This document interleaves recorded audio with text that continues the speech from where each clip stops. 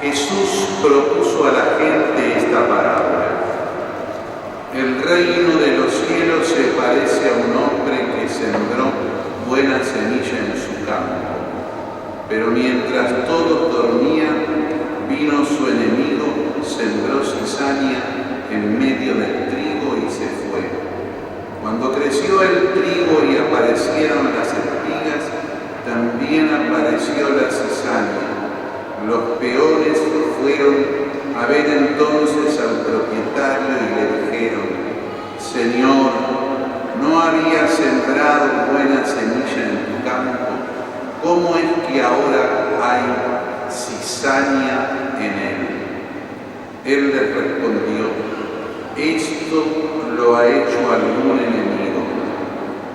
Los peones replicaron: ¿quieres que vayamos a arrancarla? No, les dijo el dueño, porque al arrancar la cizaña corren el peligro de arrancar también el trigo. Dejen que crezcan juntos hasta la cosecha y entonces diré a los cosechadores: arranquen primero la cizaña y átenla en manojos para quemarla y luego recojan el trigo en mi granero. También les propuso otra parábola. El reino de los cielos se parece a un grano de mostaza que un hombre sembró en su campo.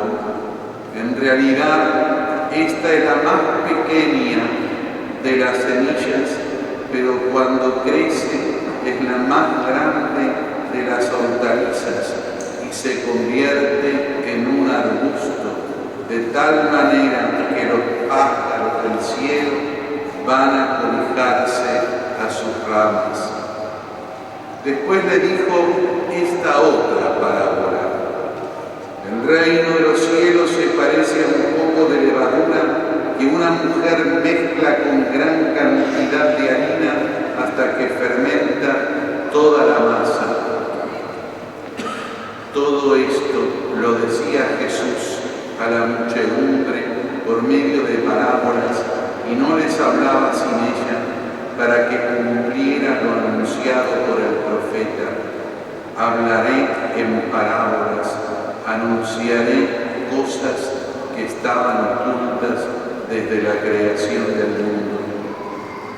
Entonces, dejando a la multitud, Jesús regresó a la casa. Sus discípulos se acercaron y le dijeron: explícanos la parábola de la cizaña en el campo. Él les respondió: el que siembra la buena semilla es el Hijo del Hombre. El campo es el mundo. La buena semilla son los que pertenecen al reino. La cizaña son los que pertenecen al maligno. Y el enemigo que la siembra es el demonio. La cosecha es el fin del mundo y los cosechadores son los ángeles.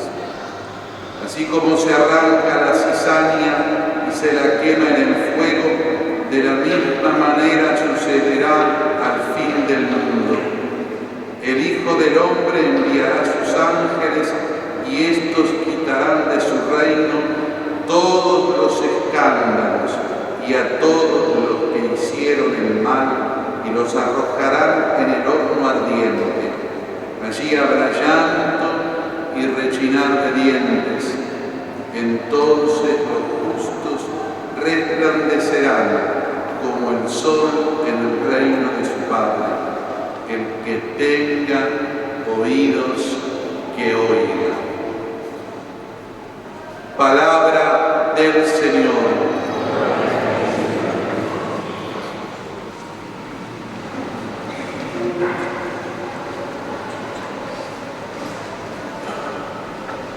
Otra vez, como comenzamos el domingo pasado, cuando esta predicación de Jesús que quiere explicar el reino de Dios por medio de parábolas. El domingo pasado les decía que las parábolas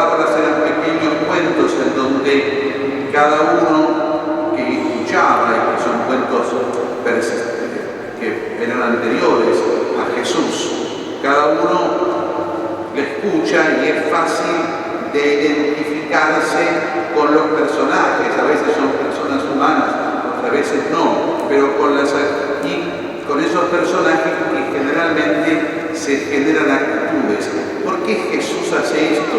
Decía yo esto, las parábolas las hace para que nosotros participemos en ese discernimiento de la palabra de Dios, en ese discernimiento del querer de Dios.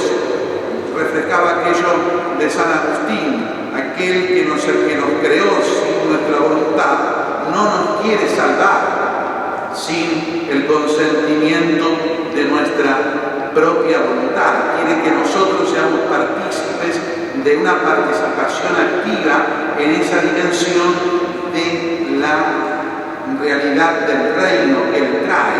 Y el reino es justamente eso, es participar del misterio de Dios en el tiempo. El reino es la implantación de ese misterio a través de la dimensión de la voluntad humana y de la realización concreta en el mundo por medio de la voluntad humana, a la cual Dios, al principio, como lo dice en el Génesis, le había confiado el gobierno del mundo. Acuérdense aquel episodio lejano del libro del Génesis, aunque simbólico pero real siempre, que Dios le hace poner el nombre a cada cosa, a cada criatura, a cada realidad al hombre. ¿Por qué? Poniéndole el nombre, le estaba haciendo tener sobre eso un dominio determinado. Y que después inmediatamente, cuando termina esa imposición del nombre a cada cosa, a cada animal,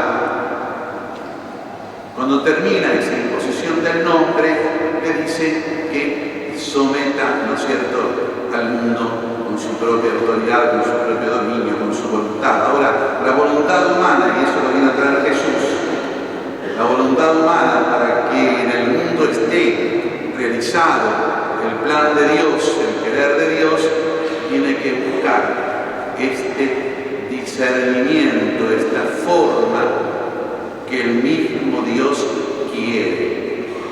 Por eso las parábolas, para que nosotros no recibamos el querer de Dios solamente como un decreto positivo, sino para que nosotros seamos partícipes de ese querer en el pensamiento nuestro que vaya moviendo a nuestra voluntad. ¿Para qué? Para implantar ese reino del mundo. Por eso estas parábolas de hoy, en ese contexto, estas parábolas de hoy nos llevan a ver cómo ese reino de Dios en el mundo se va haciendo realidad, en el mundo va creciendo. Y nos muestran que ese crecimiento del reino, o sea que ese crecimiento del bien, que ese crecimiento de la voluntad de Dios, no siempre tiene como forma otra vez los criterios humanos, porque si nosotros tenemos que buscar para implantar el reino en el discernimiento interior, de asemejarnos en ese razonamiento para que nuestra voluntad se mueva en el querer de Dios, de la misma manera también el querer de Dios va haciendo que como criterio para esa implantación del reino en el mundo. Y por eso, fíjense cómo esta primera parábola y nos muestra que en el mundo crece el trigo por la cizaña. Dios lo permite eso, que en el mundo crezca el trigo por la cizaña. Porque no sea cosa que la cizaña pueda cambiar a lo largo del tiempo. Y Dios también permite que el reino sea esa pequeña semilla de mostaza que no vale nada, que no sirve para nada según los criterios humanos porque es muy pequeña, casi insignificante,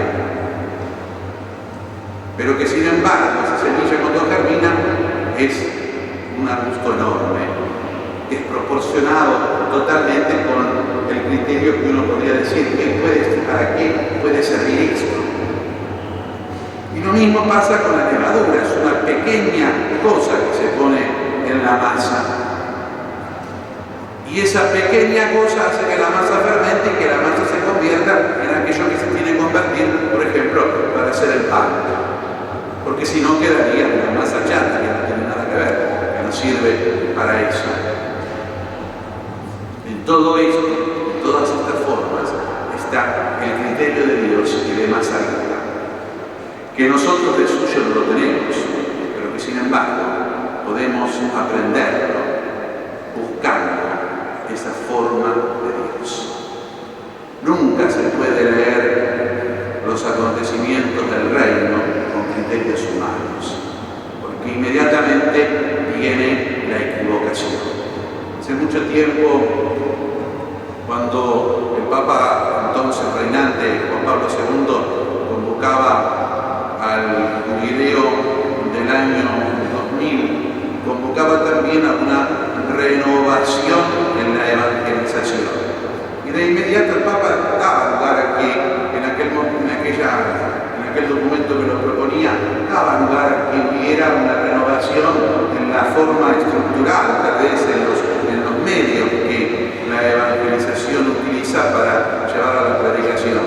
Pero principalmente decía, todo eso no sirve para nada si la renovación no es en el ardor, no es en la comunicación con la pasión de la verdad de lo que se está transmitiendo.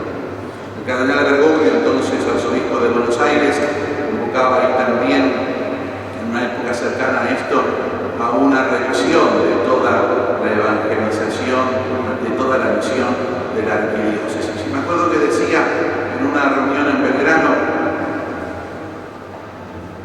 cuando la Iglesia nació, cuando el edicto de Constantino lleva consigo a la oficialización de la Iglesia y a la salida de la Iglesia de la clandestinidad a lo público, no fue eso lo que hizo que la Iglesia creciera. La Iglesia ya había crecido, eso era una constatación del crecimiento de la Iglesia. La Iglesia creció en el silencio de la catacumba, tal vez, pero de la transmisión simple, de persona a persona, de la forma sencilla, porque en esa sencillez de la comunicación estaba el potencial absoluto de la gracia de Dios. Utilizamos todos los medios, hacemos presente la palabra de Dios en todos los medios posibles y existentes, pero no serviría de nada si esa palabra no germinara como las semillas en la profundidad del corazón, si no fuera propiamente crecida así por el impulso de aquel que le da el impulso, pero para eso hay que darle lugar. Y hay que tener todos la mismísima paciencia de Dios, que deja que el trigo crezca con la cizaña, que deja que hablen mal de la semilla de mostaza, que deja que la levadura sea insignificante y fermente la masa. El cálculo humano no sirve para medir el reino, porque estamos hablando del interior, estamos hablando de aquel justamente a quien no podemos ver, porque ante nosotros es absolutamente